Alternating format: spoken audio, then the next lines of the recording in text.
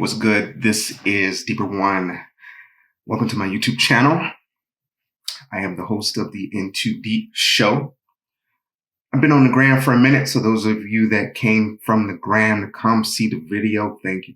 I appreciate you coming over to the platform. I'm new to YouTube. I've been putting off jumping on YouTube. I've been doing IGTV, been doing, IG Lives. And I don't know, I was apprehensive about coming over to YouTube. I'm glad I did. I have 2 other videos up, so go check them out.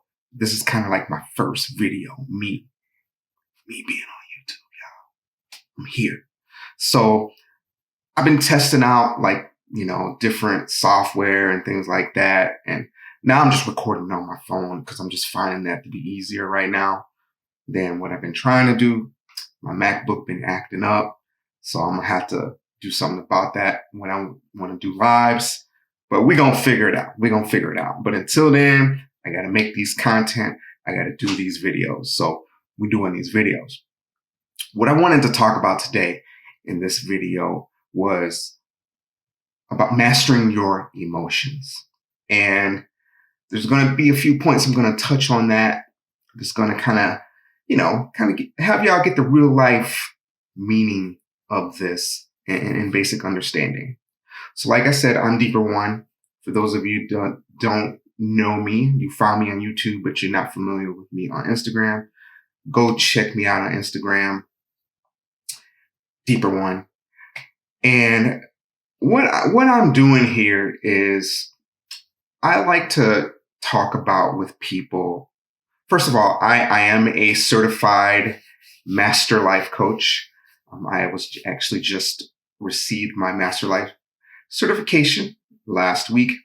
I started off with my professional certification earlier this year, and I decided to level up, do a little bit more coursework, gain a little bit more knowledge to propel myself to a master life coach level. I'm also working on my law of attraction certification as well. So I am a life coach. So if you want to talk, please hit me up.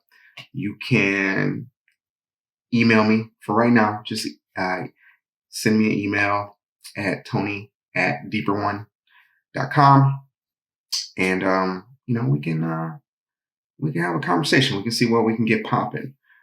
But I've been on the gram a long time. I've been posting a lot of memes. I've been, talking a lot. I've been having a lot of discussions with people just about what I like to call discussing dynamics. And we're talking male, female, social, and power dynamics. And using these dynamics to make a better, life for ourselves, whether it's making it easier, whether it is helping avoid certain problems. It's mastering certain sets of skills to be a better person all around, but also be better at how you treat yourself, how you treat other people, your interactions between you and others, whether that's friends, family, and relationships. I kind of started off being more relationship guided, but I've kind of moved in more of the personal development and self-development. Really, that's where it all begins. Because if you ain't right there, you're not going to be right in relationships. So we need to start there and get right there and work our ways into relationships so we can deal with things that come up in relationships. So that's where we're at. So, I like to call it driving excellence, evolving power. I had a conversation with somebody yesterday about power that really, really blew their mind. But, we want to evolve that power into energy and refine it into one mind, body, and soul. And so that's going to require a lot of work. And that's what I'm talking about here today.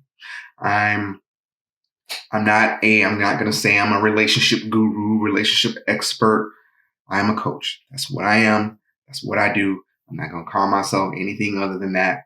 Too many people out here on YouTube just saying they're gurus and experts. And I feel like people don't really respect that. And a lot of people are just kind of making money off giving opinions. When I give information, it's information based on life experience, in addition to what I have studied and been taught in getting my certifications and kind of mastering this life thing. That's it. So let's go. That's me. That's, for those of you not familiar with me, I just wanted to kind of give you a little bit of rundown on what I do. I'm also an entrepreneur. I have my own merch line.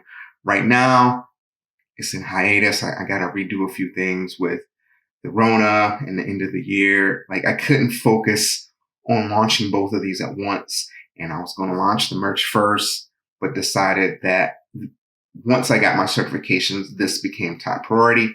So in a few weeks, we hope to get back on the merch, and I'll give y'all more details and information on how to do that. But anyway, let's get to the business. Now, like I said, I want to talk about mastering your emotions and how important this is. And today I made a post kind of really where this YouTube is derived from. And it says the following: we often want it so badly that we ruin it before it begins. Overthinking, fantasizing, imagining, expecting, worrying, and doubting. We gotta let things naturally evolve. And that, I'm gonna tell you straight up, that meme, it touched me, it hit me. And it hit me because, I recently had a situation where kind of that is at play, where that was at play. And, I've been in these situations before. I've been in situations before where, even myself have done these things and really pretty much let my emotions and feelings walk me straight out of something good with somebody. And I see a lot of people doing this. A lot of people do it. And doing this is exhibiting that you do not have the ability at that given time to master your emotions and your feelings. And this is where I kind of want to help you with that. Now, like I said, I'm a coach. So if you need coaching on this, slide into the DM and we can talk about it. You can also hit me up on my Patreon at Deeper One, my Patreon. I do have a little more in-depth content, and I am also creating courses that's gonna go deeper level, that's gonna go higher advanced level on this topic, because it's more than me just making a video and telling you, well, you got to do this. Well, some of you don't know how, and you're going to need guidance, and you're going to need the steps to do so, because it is not in my job to do this on YouTube for free to tell you how to do that. It's basically to attack the topic and give some surface level suggestions and advice and discussion on how to do that. Now, listen, I wanted to touch this a little bit because I made a podcast, and go check me out on the podcast. It's the In Too Deep Show. I might put my podcast on YouTube. I haven't decided yet. I might take them live on video. It depends. We're gonna see if we get this shit together with this MacBook Pro. Because right now, it's not treating me right. And it's not making it very conducive to my success in what it's doing. So we're doing it on the phone. But my phone, it's got video good. So we can make do for now. You make lemons out of lemonade, right? So that's what we're doing. But yeah, go check out the podcast, the In Too Deep Show. We're on season 2. So we about 4 episodes in on season 2. So just consume as much as you can. Get this knowledge I'm putting out here. But I wanted to touch on it a little bit. I'm not going to do a whole discussion, video on the Kevin Samuels thing with Your Average at Best. There are enough people out there that are doing it that I don't need to do it. I made a podcast about it. If you want to go listen to it, go check it out. That's where I gave kind of my thoughts, my opinions on the whole situation. But it's a perfect example of the outburst, the outlash, the criticism just a lot of the nastiness that came down in people's thoughts and opinions and emotions about what went down in that video. It's just wild. It's wild. And what it has shown is that there are a lot of people out here that really need some therapy. They really could benefit from a therapist. It's one thing to come to a coach. We could talk about the present. We can talk about the future, how, to help you, move forward. But some of you people need to have a seat on a couch and talk about your past, because so many emotions have just been thrown out here. And what I'm seeing, and like I said, I'm new to YouTube. When I came to YouTube, I came to YouTube to watch how-to videos. When something was broken, I was trying to save my ass some money, figure out how to do something. Just pretty much watch instructional videos. I didn't really come on here for entertainment. So as I came on and then I started, okay, well, we going to start building this. Now we ready to get out here, build a business with this. I needed to get them certs first and get out here.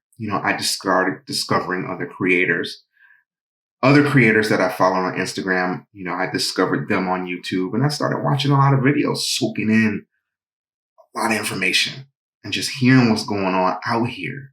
And when I started it, I'll admit I kind of came in interested kind of in the red pill thing. That's kind of how I got in. I don't remember who specifically got me into learning about that, red pill, MGTOW. And then I kind of moved on to where I discovered Kevin Samuels. I discovered O'Shea Jackson. I discovered, a few other people. And so I just started taking in contact. Rebecca Lynn Pope, Danica. I mean, I can name a bunch of them. So I started just watching a lot of the videos. And as being a content creator on Instagram, who has a lot of followers, I'm not new to seeing people's bad comments. I'm not new to seeing their emotional comments. I'm not new to seeing people commenting in their feelings about something I posted. I'm definitely not new to it. But what YouTube opened up to me was that we got people out here making videos and their feelings about things that people are saying or doing. And it blows my mind that, and hey, people might be doing it for views. I mean, let's just be honest. Negativity is money. Drama is money. For me, man, and boy, I need this money. I'm gonna be honest with you. I'm not gonna sit out here in front like, I'm out here just rolling in the dough right now. I'm new to this game. And in 2020, we've all had to basically take a step back. And some of us, including myself, 2020 has changed our lives forever. And 2020 is either going to make you or break you. It's been breaking so far, but we're going to, like I said, turn lemons into lemonade. So I'm not new to this stuff. But when you get to a point where you build a platform based on reactions and being reactive and your feelings to things that people are saying, that to me is a huge red flag. It's a huge red flag. And so with that, sorry, I'm looking at my other phone lit up and I saw something that looked real sus. So, I mean, with that, why I'm talking about that is because it's one thing to come on here and do it with strangers, because at the end of the day, if some stranger come on and critique my video or they don't like what I got to say, it's whatever. They're not in my everyday. Like, they're not in my everyday. I don't care. I don't know who they are. We're not talking on the phone. We're not seeing each other in person. We're not personal like that. But when it's somebody that you know, somebody that you love, somebody that you're with, it's a little bit different. And what I'm finding is that we can't control other people. We can only control ourselves and how we respond and how we react to the world around us. But what is killing a lot of us is not mastering our emotions and mastering our feelings. And then mastering how we're projecting them onto others. And this is problematic. It's very problematic. And some people don't see it that way, but it certainly is, because what you're doing when you do not have the ability to master your emotions and feelings, you cause problems that don't exist. You causing problems that exist in your head, that you're putting together in your head, and you're bringing them to life. And that is very, very problematic. So when you do that, when you doubt, when you overthink and you worry, you are just creating your own problem. And when you project it onto others, now you're making your problem their problem, which in turns rounds right back to you, because you could destroy something that was just fine. But because you've created something in your head, you may destroy that. That other person may respond not so good, the way you don't want to. And so sometimes, because you want to control an outcome and you don't want something in particular to happen, you don't want something bad to happen. So you're in your head and you're playing scenarios, you're worrying, you're doubting, you're doing all these things. And then you release them out. You're setting yourself up for failure. You're setting yourself up for the very thing that you're trying to avoid happening by overthinking it.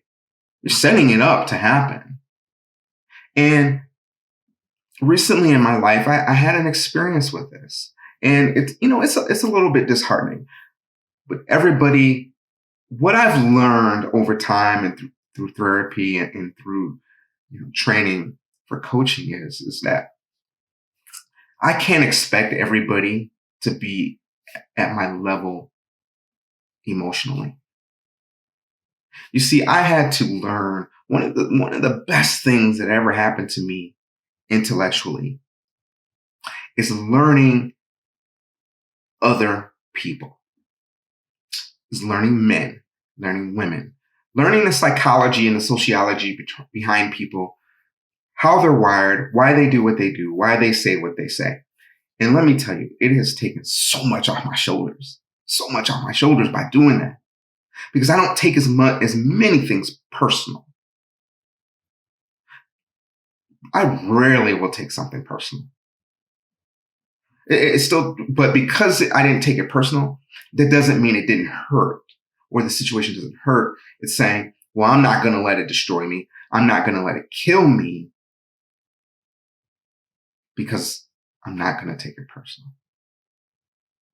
And I recently was in a situation where there are other variables in it, but we'll say at surface, some of this was at play. And because this person really couldn't, and some people can't do this. Some people need help doing this. And that's where you really have to be understanding. But also, in being understanding, that doesn't mean, well, I guess you don't have to be understanding. Honestly, I guess you don't. But I am understanding. But just because I'm understanding, that doesn't necessarily mean I'm accepting. And that is kind of where people have to really draw a line. Because I can understand what you're going through, that doesn't necessarily mean I want to deal with it. And that really depends on who the person is, whether it's someone close to you, whether it's someone you work with, or family member, whatever. That's a decision you have to make on your own. But in understanding, and I went into this situation knowing, okay, well, what happened at the end of this situation was what I exactly was prepared for.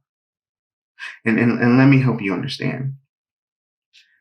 It's because this particular individual, and I've dealt with so many type of people in the past. I went into this with someone knowing, okay, there's a possibility that this particular situation could not work out based on this issue alone. Based on this alone. There are other factors, but based on this alone. So I set up stopgaps. I set up preparation for this.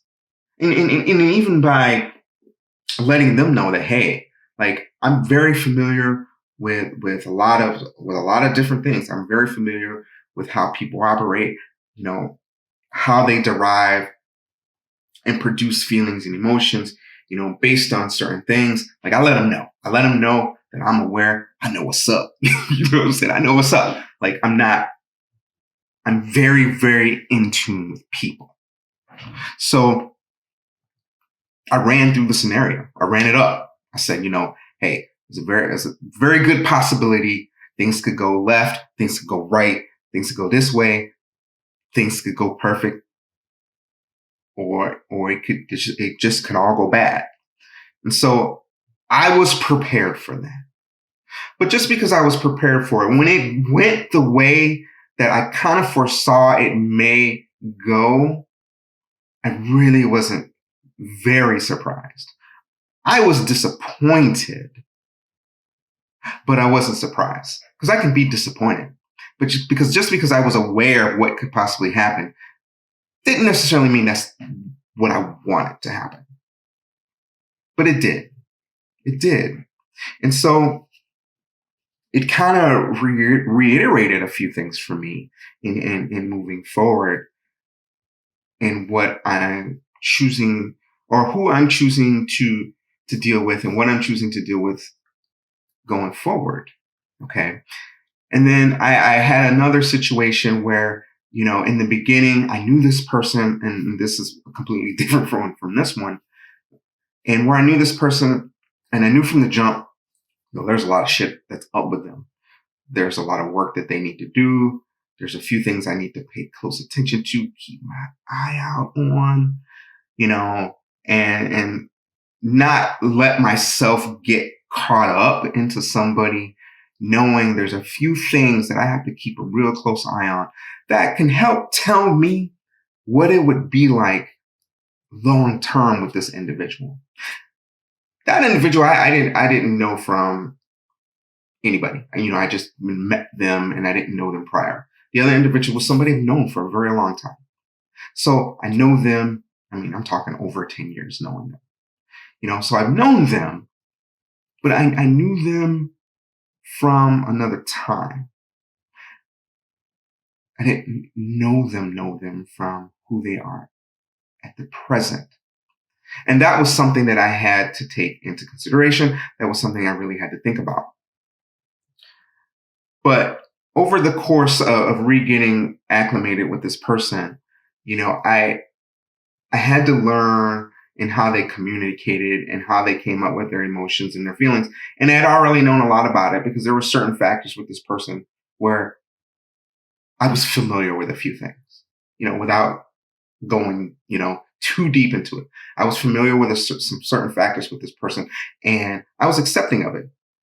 But because I was accepting of it, I was so willing to see, see how it goes. We got to see. You can't just rule somebody out off the jump, especially somebody that kind of had like a little bit something inside for, you know what I mean? So it really came down to it. The way it played out was what I imagined was going to happen. Is this person was very caught up in their feelings and their emotions from things that I, as a coach, could not fix.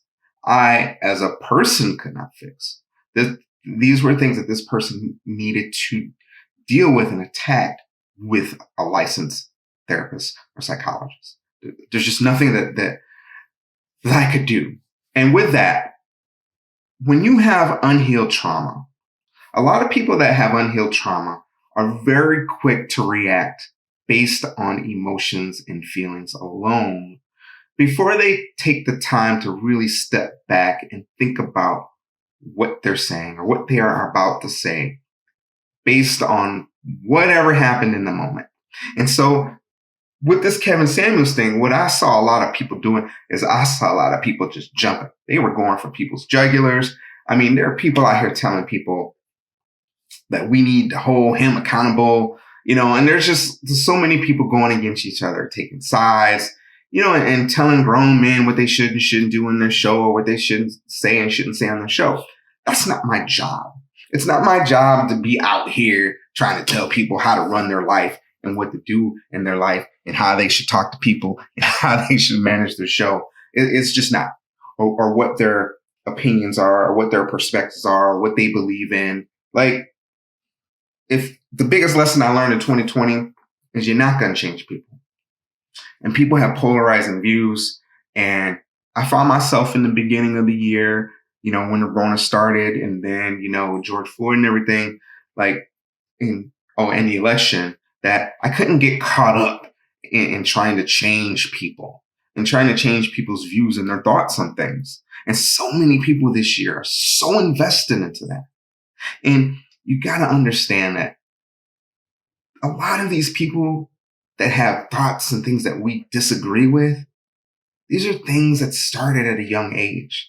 You're not going to come out here and think in one conversation or one YouTube show or one Instagram post that you're going to change someone's belief system like that. You're not going to do that. And I let myself get caught up at the beginning of the year in differing agreements and opinions on the coronavirus, on racism, and then more so within the latter part of the year on relationships and men and women. And I don't have time to sit out here and argue with people about how they feel about something. And there's too many people that are trying to change people's feelings. And I watched a video this morning. I'm not going to say his name. If he watching this video, he'll comment. I'm certain. But somebody I respect, he's kind of newer in the game like me, trying to come up on these YouTube streets, trying to speak from a more unified position. He's not MGTOW, but he ain't super feminist supporter either. But he said something this morning that struck with me. And I commented my disagreement. And I don't do this. I just don't. Because I don't like going back and forth with people on the internet, because right now people got time. And they'll waste time going back and forth with a stranger over something they believe in. I don't got time for that. But one of the things he said that really kind of struck me hard, and I'm going to touch on this, and this is basically the whole foundation of this video, is he said, you have to apologize to people if they feel like you wronged them or offended them, even though you didn't. Now, he said that in so many words, so I'm not going to say that is exactly what he said word for word, quote unquote. But that's the pretty much the basis of his point. And I vehemently disagree with that. And I'm going to explain to you why. See, one of the things that's super annoying to me, and it's annoying to a lot of people actually, is when people just be out here saying, I'm sorry for every little thing. It's disingenuous. You can't be sorry for things you can't control. And what you cannot control is how someone takes, perceives, or interprets your message. You can't control that. I am not going to be sorry for something I'm saying. So, for instance, if you don't like something I'm saying in this video, and you come in the comments and you hollering and carrying on about how upset about you are what I said, I'm not going to apologize for what I've said. And I'm not going to apologize that you feel the way you feel, because I can't control that. So what would I apologize to you for? Especially when the message wasn't directed at you. Now, if the shoe fits, again, that's something internally you got to deal with. That's not my problem. You come on my platform to tell me that you don't like something I said. Well, that To me, that's very emotionally unintelligent of you to do so. Because do you think that if you come on here and you tell me you disagree or you don't like something, that suddenly I'm going to be like, you know what? Yeah, I'm going to change my position completely because you are feeling some type of way about it. You and your feelings about it. No. I'm not going to do that. I'm not going to do that because if I say something, I put thought behind it and I meant it.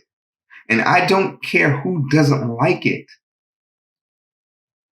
You see, a lot of people are out here, and there's a lot of YouTubers out here doing this. It's just pandering people. You're pandering people, and then you're white gloving people to not try to be a disruption or make a disruption. And then when someone comes on and says they're offended by what you said, and then you apologize, you might as well have not said anything at all. And that is kind of where I'm at with that, because where the focus should be is saying, whoa. Before I go on somebody's platform or in comment or say something to somebody, let me check my emotions first.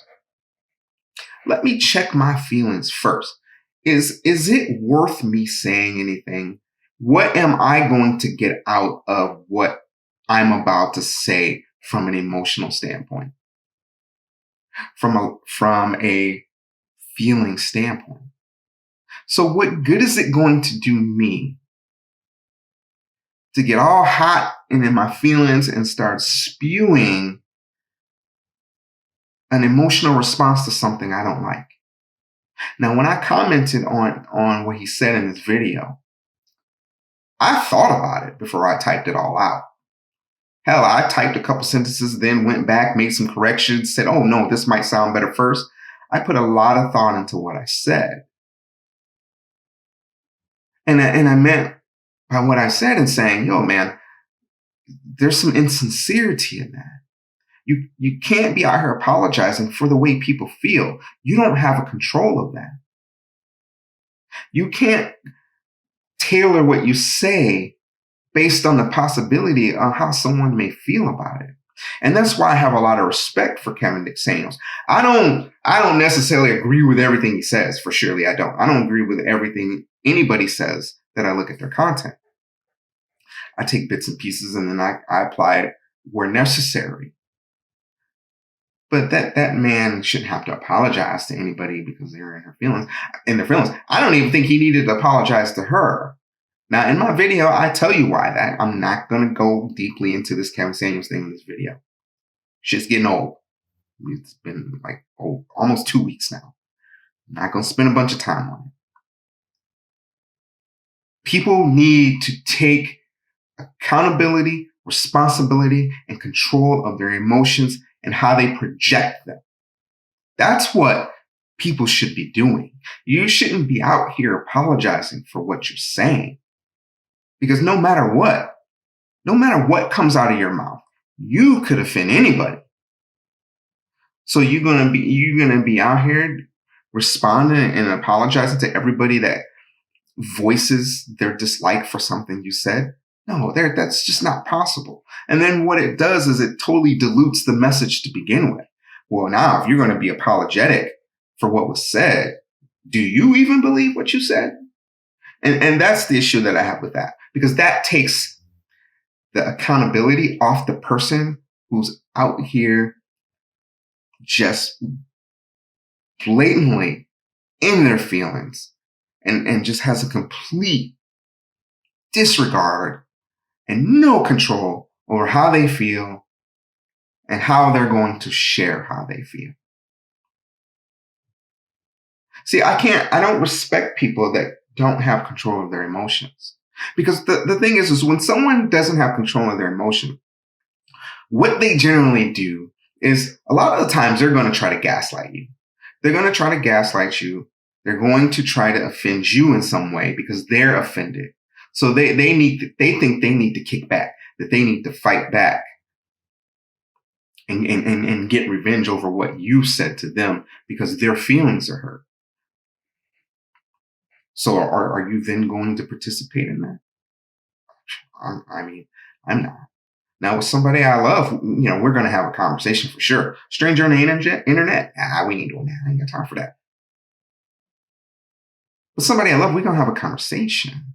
Somebody I care about, we're going to have a conversation. And we have programmed our society today to accept feelings over facts, feelings over logic. See, in certain situations, I'm not saying all the time because I don't believe in disregarding people's feelings, but I'm going to tell you, my eyes roll back to my head when somebody says like, well, I feel like, you know, you know what I'm saying? Because the feeling is going to be the strongest part of the conversation over what may be the factual part of it. And so I'm not going to argue people's feelings with them. It's pointless. I'm not going to argue how you feel. I said what I said. If you don't like what I said, that's something you have to deal with internally. I'm not going to then decide okay, I'm going to unsay it or I'm going to roll it back because somebody is expressing their dislike for my statement. That's disingenuous because especially if you're a creator and you're out here, you're going to have a lot of people that's going to do that. And you can't roll back every time somebody says they don't like something. And it's not my job to go out and hold people accountable that I don't know for things that they're saying. I'm only talking about for our interaction, for what's going on between me and you. And you have to be better at this, people. It's emotionally intelligent. It's emotionally mature to really think about what you're saying before you say it. And think about the consequence of what you're saying before you say it, especially if you're deflecting how you feel and projecting how you feel onto somebody else. One of the things in this particular situation that I'm speaking of is I've gotten people in the past who have said, you make me feel like I'm not enough. It ain't going to be the first time I've heard it, and it won't be the last. And I encourage people when you say that to somebody, I want you to really think about that. You see, somebody just can't come in one time and make you feel like you're not enough. That's a feeling that derives over time. You had to feel like you weren't enough at the beginning.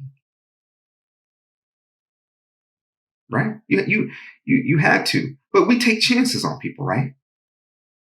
But then what happens is once reality sets in and we're like, oh shit, man, I don't think I'm gonna be able to handle this. I don't be able to think I'm gonna deal. So instead of you saying, hey, yo, I think I might need to take a step back. I think we might be unevenly yoked or matched at this point. I might not be ready for this. More people should say that than trying to make someone feel bad for their own insecurity.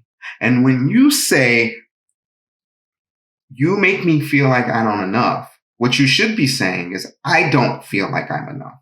Because a lot of people don't feel like they're enough or good enough at something because they don't meet the requirement. I didn't make you feel that way. That's the requirement. That was the requirement that you knew going in. That was the requirement. Now, if you chose to play, it's kind of like you put on your resume that you are like an expert at Excel or something, but you can't even perform a function on one of them. I hate Excel. All right. And so then you get into the job and now the requirements of the job is requiring you to do all this work in Excel and you can't do it. So of course, if you can't do it, then you're going to feel like, well, shit, oh man, I ain't enough for this because I can't do it. And that's what that statement means. And so I encourage more people to take a step back and be able to manage that feeling and manage that emotion and say, you know what? I just can't do it. Don't deflect that the other person's standard and requirement and turn it against them because you can't perform at the level that's needed of you. You have to master that feeling. You have to master that emotion. Because when you do that, what happens is, okay, now you done put the other person on guard. Because especially if the other person has been sincere and has been genuine and has pretty much laid out, what they're about, gave you everything, gave you the blueprint to them. And then when you realize that you can't step up to the plate as needed, you get in your feelings and then you project them into someone else. And that is a feeling of not controlling the emotion. Because that feeling is eventually going to eat at the relationship and eventually play a role in dissolving it. It's like when you first meet somebody and you don't really know somebody very well, but you want something to work out with somebody so bad. You start getting in your head, you start overthinking, you start creating scenarios, and then you share them scenarios and you put them out there and they don't exist. So now you need that person to reassure you. And then you continue to do this. At some point, every time that you overthink to somebody, every time that you deflect or project a negative feeling or a negative emotion to somebody, you're chipping at that relationship. And it's not their job and it's not their responsibility to qualm that for you every time. You have to take a moment and step back and say, hey, I need to control how I'm feeling. Now, there's one thing in sharing, but see, what happens is some people will share and a discussion can be had. But what happens most of the time is then people follow that feeling up with specific actions that reflects that feeling. And that's where the problem lies. That's where the problem comes from. Because either you either pull back and become very distant, or you start causing problems that are not there. And then we start having issues. And then that's kind of where the continued deterioration of the relationship, with this person starts to happen. Because they're sitting over here thinking like, yo, like, I've been good. I've been cool. Like, all I did was lay out the standard, lay out the requirements. Like, I shouldn't be having made feel like I need to apologize for that. And that's where that boils right back into what I was saying in this creator that I was talking about. And I went on his page and I told him, hey, no, you can't be apologetic for how people choose to ingest what you said. I can't be apologetic or apologize for me telling somebody, hey, this is the standard. This is the requirement. This is what I need from you. Especially if I tell you in the beginning and I give you, and I didn't just spring that shit up on you. All right. And I gave you the option to whether you wanted to proceed or not. Anything that happens going forward that you may have issue with, that's on you because you chose to move forward. And this is where a lot of people get themselves screwed up, because if I go on your channel, I didn't have to sit and listen to your content. And if I didn't like what I heard, I had the option to X out of it and go on by my business. Just that easy.